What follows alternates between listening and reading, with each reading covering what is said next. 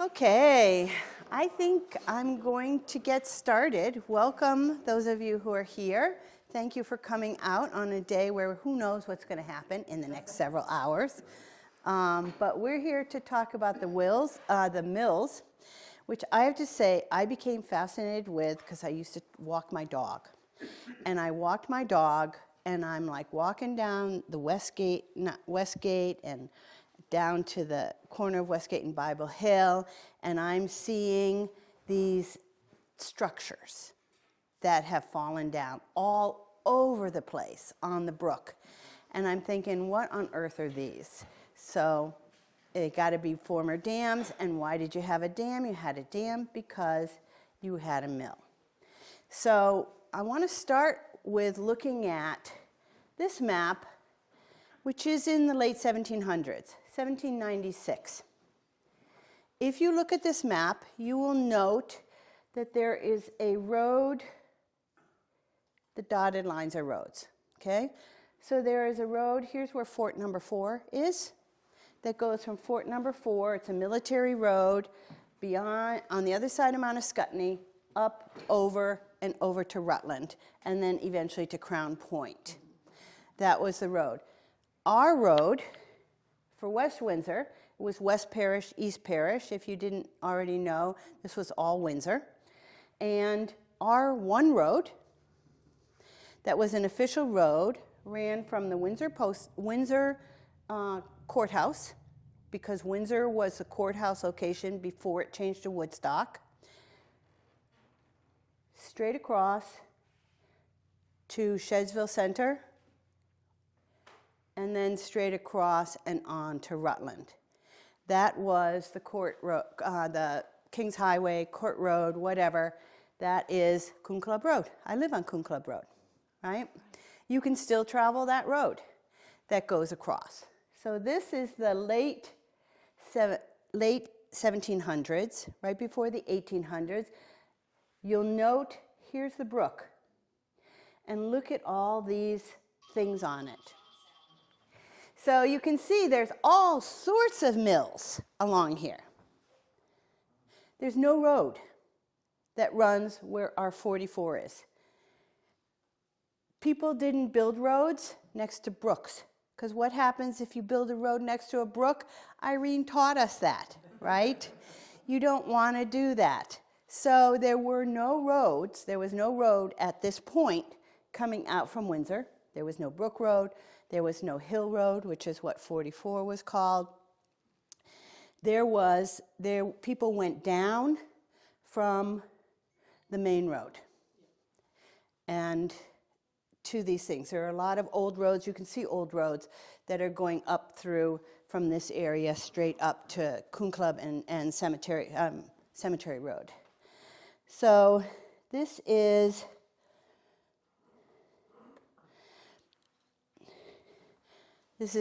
around the same time. It's not showing roads, except that it is showing the military road that's going over there. Now, this is 1836, okay? So this is roughly 40 years after that other map. 40 years after that other map, it's this road from Windsor through Reading to Rutland is no longer showing up, because by that time Woodstock had taken over as the county courthouse area. And so the road they're showing now goes from Windsor up Route 12 and then over to Woodstock and on over. So I find it interesting that there's our roads have sort of disappeared in terms of being major roads 40 years later. This one here from Fort Number 4 on the other side of Ascutney Mountain, that old military road is still going through there.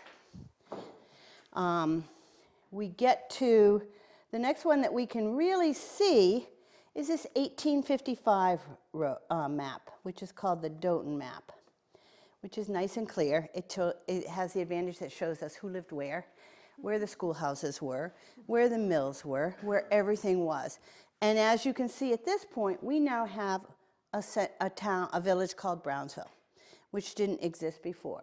So 1855, this is 58 years, 60 years after those 1700 maps. And we've got an established road going across along the Millbrook from Windsor. We've got lots of roads. See these roads going up and down, which originated because people needed to get down to where the mills were. They're all well-established roads at this point. And we can see, here's an SM, a sawmill here, okay? There's, Xander's had a sawmill, here's a schoolhouse. So these old maps really are able to show us where things were. So this, in terms of where people lived and where transportation took place, this sort of is forming the backdrop of our presentation on mills. And I'm going to start with that. This is that Doton map. If anyone wants to look and see who used to live in your house, did your house exist in 1855? This is that interactive map, right, that some of you got. And so I'm going to come back here and refer to some of these because my screen is not switching back and forth easily. So we're going to start with the 1700s map, mills. The 1700s, if you remember, there was no road, there was no Brownsville Village, right? People lived here because they had mills and they had other things along the brook, but there was no village of Brownsville. There wasn't even mail delivery in Shedsville. All the mail was getting delivered into Windsor. There was no post office until Brownsville and Brownsville roads became made. You had to go pick up your mail. But our very first mill that we have a record of is right down here. And that is on the Beaver Brook. We don't know, I haven't found any tracks of it, so I don't know exactly where it was. I think it was sort of behind the school because it was run by Katie, and Katie's house was that brick house, right? The Cushman house, people call it these days. So I think it was sort of behind that school area there, behind where the cemetery is, and along there. But he had an up and down sawmill. Up and down sawmill means that they dig a big ditch, right? Somebody's down in the one end of it is on the bottom. The other end of the saw is at the top. You bring your things in like this, and it's going up and down and up and down and up and down. So your planks are horizontal, and your cutting is going up and down. So he mechanized that. That was being done with the stream power. That was giving the power for that to go up and down. Before that, somebody had to stand in the pit, someone had to stand up top, and they did that physically. It was the same process. So this 1798 location right here, roughly behind the school, behind the cemetery there, was the Katy sawmill. The next one after that was, you find mentioned in Mary Fenn's book, you find mentioned in early records of Shedsville, it was a tannery. And that tannery was located where Bible Hill and Westgate come together. You know how there's that nice flat area there? Okay? That was where a lot of these mills were located. There were 3 or 4 mills that were located right down there, along with the schoolhouse that's at that corner as well, on the opposite corner. So this shows, and this information is on some of this stuff over here, right? This was south of the Shedsville Cemetery. Thomas Cooper and Joel Ely had grist mills in this area. There was also a store, there was a school, and it was a thriving thing. If you look there now, you can see this, right? You can see this whole flat area. Obviously, that was the base for a mill pond. And then if you keep looking in the woods there and you walk alongside there, you'll see this, where the stonework is for the dam and the mill. It's near the corner of East Row Hill, This photo was taken near the corner of East Row Hill. The water of the canal ran from the mill pond along the side of the road, and it carried water to the tannery and the oil mill, which were on the flat, between the dam and the bridge. And then I think I have a photo also, yeah, of the ditch where the water used to run, okay? This was 1791. Caleb Williston was a tanner from Springfield. He set up business south of the West Parish Meeting Hall. And basically, he carried things that he came up with and that he did in Woodstock, right, products, and then got the raw hides so that he could use them as a tannery here.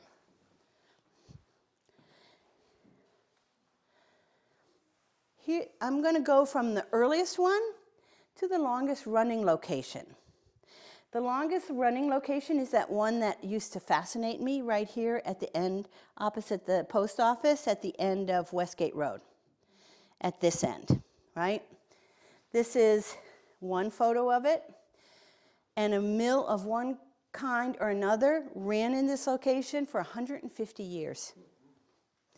And this location was actually the location where the first electricity for Brownsville Village was made. That mill went from being a fulling mill to a lumber mill to a grist mill, and was used for electricity and then lumber again. The dam was washed out in the 1935 flood. A few years back, they actually took down a lot more. That was after these photos were taken. They took down a lot more after Irene, because things were getting caught there. But this is what it looked like. You can still see this top if you walk along Westgate. You can see that top of that road. And again, to show you on the map, I'll zoom in.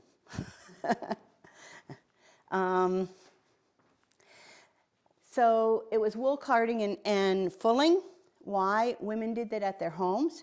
But once the sheep really took off locally, it was a huge amount of work to card, right? To run the combs over, get all the things in line with one another, and then to full it, which means to get rid of the first, the longer hairs and stuff like that. I mean, fulling is what you do when you make felt, okay? In the late 1860s, they changed it to a grist and a grain, meaning grain grinder, and a planing mill for wood. The same mechanism did both of those things. Ira G. Small, it produced 20,000 bushels of grain yearly, and had a cider mill, which in season produced 1,000 barrels of clear cider and 5 tons of apple jelly. Okay?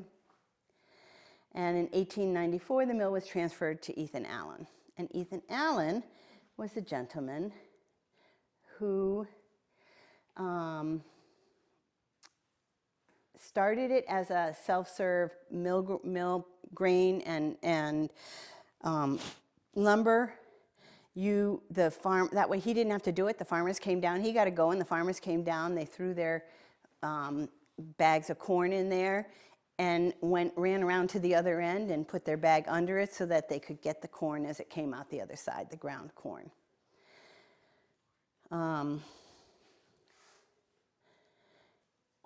He's the one who replaced, about 1900, the log dam with the stone dam that we can see the remains of now. This is it from the side. Remember, we saw that photo of what it looks like now, and we could see a little bit of this here, right? This, so he made he got into fine work at this point, which means he was doing those butter boxes. We had a creamery in town. He was doing cheese boxes. He was doing furniture, rolling pins, and things like that. Okay? And he created the first electricity on October 14th, 1911. And as the story goes, when Ethan Allen went to bed, the power went off. You know, you had power and time until he wanted to go to bed, and then he turned it off, and that was it. Now, this was known as the Sykes Mill. Do you know the yellow cape, it's not a cape, it's a ranch house that is on the left as you're going to the post office, right? This is Sykes land, okay? And that is land where this going up sort of to the flat part that goes right by Sherry Barber's house next to the post office. All of that sort of was mill area for the Sykeses. It was first, you had to get permission to use water because water was a major important resource for a community. And so you had to get authorization from the select board or the town and a license to be able to use water and create a dam and a mill. Asaph Lombard got that right. He sold it in 1833 to Pierce Hewlett so that he could build a dam across the Mill Brook in the village of Brownsville, where Hewlett first made a sawmill. This mill is located opposite Seams Road. Seams Road's right here. Here's that yellow house right here, okay? And you can see the ditch that sort of runs on this side, on the other side of the little brown house here. So they built a sawmill there, okay? It was produced there for over 150 years, including 5 generations of the Sykes family who ran that sawmill. I want to show a little thing here. Oh no, I'll go on for now. This is an old photo of what that looked like by the mill pond. Now, we're not sure, was this the same dam that also powered the Ethan Allen and the nutting things, or whether this was actually further down on the other side of the road. We're not sure exactly where this photo was taken, because now if you go back and you start looking around on this side of the road along the brook, you basically find very little. But Jane Stilson did go back there, did go plodding around and found these remnants of something back there. So the Sykes Mill went out of business during the Depression. We have a table, this little table right there. It's a folding table along the side of the road of the wall. That's a Sykes table. That was made by the Sykes Mill. You know, they made a lot of things. A lot of old homes here have Sykes products in their homes. So spring is the best time to look for things because in spring everything's been flattened down in winter, and so it makes it a lot easier to find stuff. So I always recommend go traipse along the side of the brooks on your property or that you can and see what you find in spring. So these are all sort of in town, right? These are all sort of right here. They're either Brownsville or they're Millbrook mills. This one was out here. It's on the Brook Road. It was on the Brook Road. It was right about at the crossroad at where West Windsor becomes Windsor. It's in an area that, Claudia, you might be able to tell us, right? I think it was past your house, on the left side of the Brook Road. I think it was on the left side of the Brook Road. I do. Because when I look at some of the old maps, like this 1855 map, that seems to be where it's showing it. Down past where the bridge is. It was. Yeah, somewhere. And I'm not sure where, because a long time ago, you know, the building burned in 1884. We've had a lot of floods since 1884. That Flo Van Duzen, who lived there as a girl, remembers the remains of the mill, but it had slipped in. This is interesting because this was a big thing. This was a big concern. They made carpets for the Boston area, and it was a big carpet mill. They started actually not doing carpets, but they started doing stockings for women and men, right? Cashmere items, all sorts of stuff. Now, when you made stockings, you could not finish a stocking with a mill.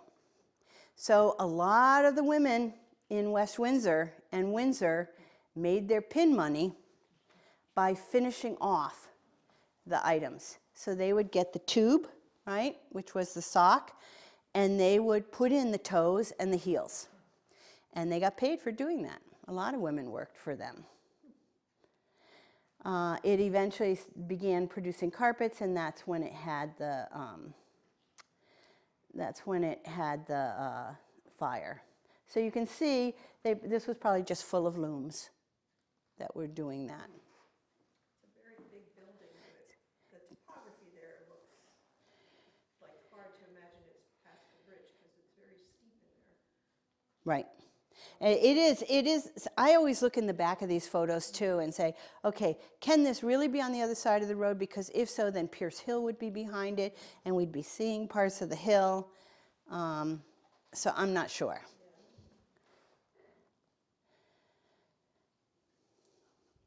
Brownsville Heartland Road. Where Hammond Hill comes into Brownsville Heartland Road, at the lower part of Hammond Hill, on the left-hand side, there's a house that has like a field with an electric fence running around it. Well, that is the location right here of an oil mill. Flax oil was a huge product in the early 1800s. And there was a mill here, right, that once pressed flaxseed with crude screw presses. In 1810, it was one of 26 oil mills in the state. And it operated in 1798, was then sold in 1827. And oral histories say that this was rebuilt for the judge who owned the big brick house at the corner of Cemetery Road, and that it was used for making ice and stuff like that.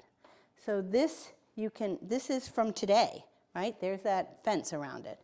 It also looks like, if you go in there and you can see where the press was, or what drove the press.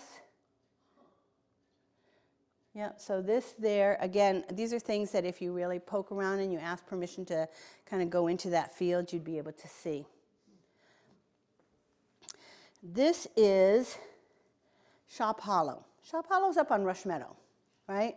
These days we don't think of Rush Meadow as being really the hub of a huge industry, but it was in the old days, because the road went from Windsor through Shedsville and then through that notch there. So if you go there, Jane went out there traipsing around. She couldn't find a lot. But there are 3 mills listed over here, right, that were in that area. One was much further down, a sawmill down here. This was a sawmill. They all were sawmills, basically. One of these up here also did grist. So Daniel Reed, in the early 1800s, Daniel Reed, he was 18. He had a sawmill and later a grist mill. That was operating until 1869. I don't know where Stanley Clay's house is. It's used by the Historical Society a lot as a reference, but it says it was between Stanley Clay's house and where the Shedsville meets Willowbrook. Stanley Clay's house is on the corner of Shattuck Hill and Rush Meadow. Okay, there you go, on the corner of Shattuck Hill and Rush Meadow. And Willowbrook, interestingly, there is a brook called Willowbrook, but Willowbrook was what that part of Rush Meadow Road was called. And it's called Rush Meadow because people cut their rushes in that area for flooring. For flooring? Yeah, you know, in the old days before carpets, they put rushes on the floor. Oh, I got it, yeah. I mean, I don't know, but it was still being used as for absorbency, I think. All right. This is a photo from one of those areas. Charlie Gibson worked at this place. I think he's actually in this photo. I don't remember which one. The Penny Mill operated there in the 1900s. And Charlie Gibson worked there, got his, when he was a young man, got his experience with mills, and then he came down and took over from Ethan Allen at the mill that's here at this end of Westgate.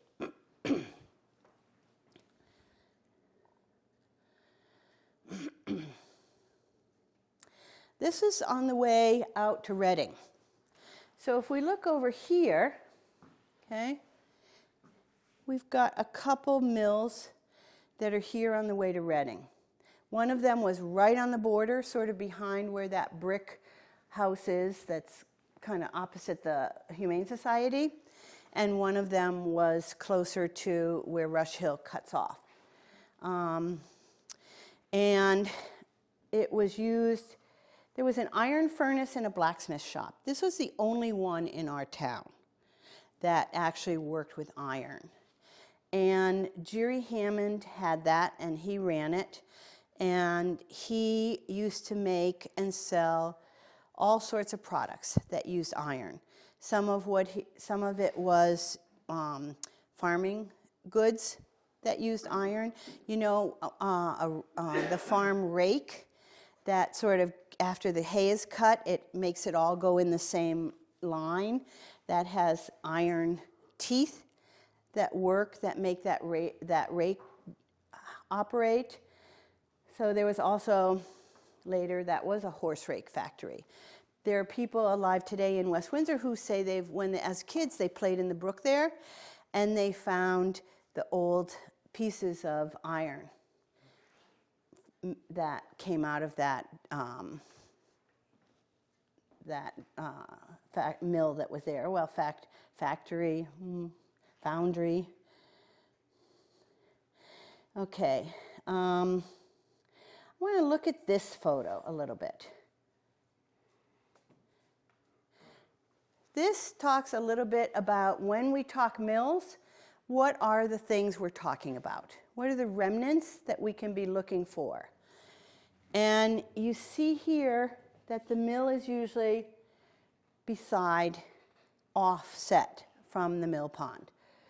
So if they built the dam here, it would be on the other side. And the main channel would not even operate the mill. What operated the mill was this side channel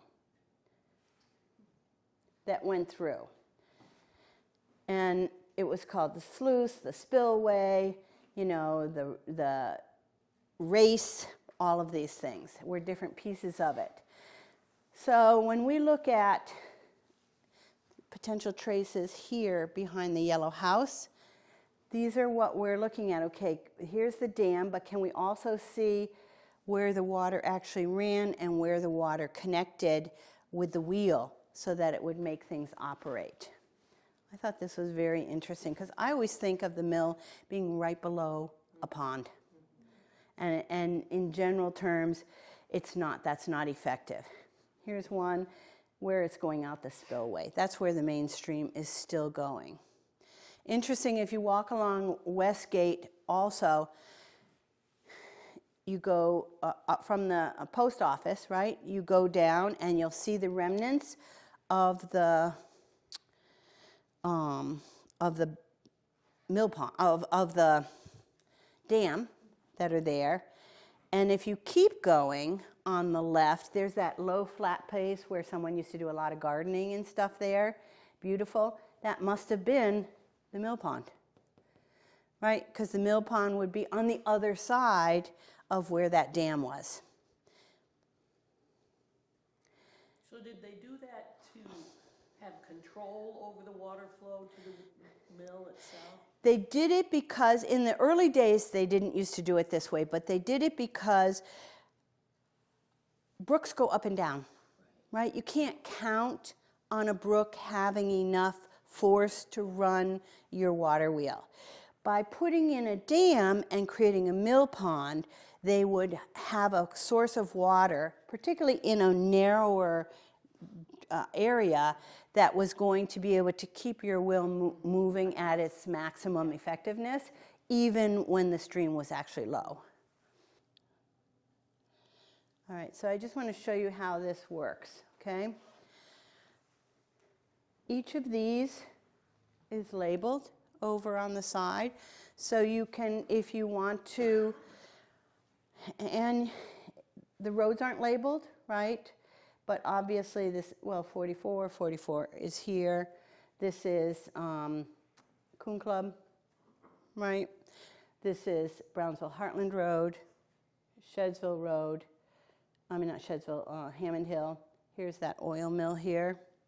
Here's Bible Hill going up, okay? So you can sort of orient yourself to that. Now you can zoom into this. If I had my glasses on. There are two ways to get it. You can go like on the Katy sawmill, and it gives you the history on the side there.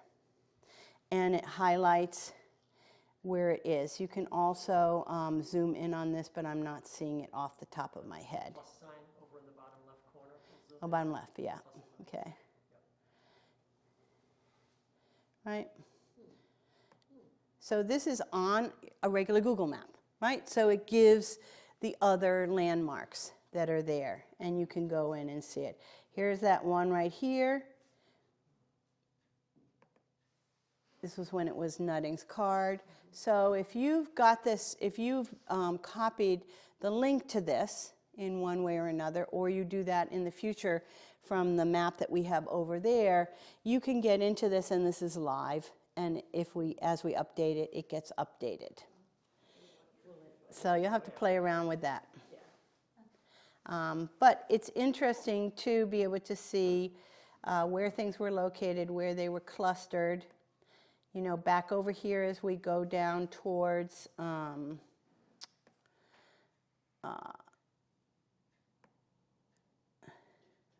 Rush Meadow, okay? So here's Rush Meadow. This is where that foundry was, okay? So here's Rush Meadow running up here. And here's where that foundry was. And then the other one is over here, the Amstons, okay?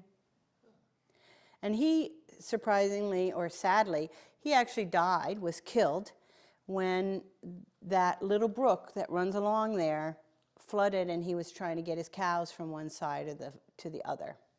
And the bridge got washed away with him on it, and he was found downstream. So that's kind of where I'm at in terms of presentation. Are there any questions?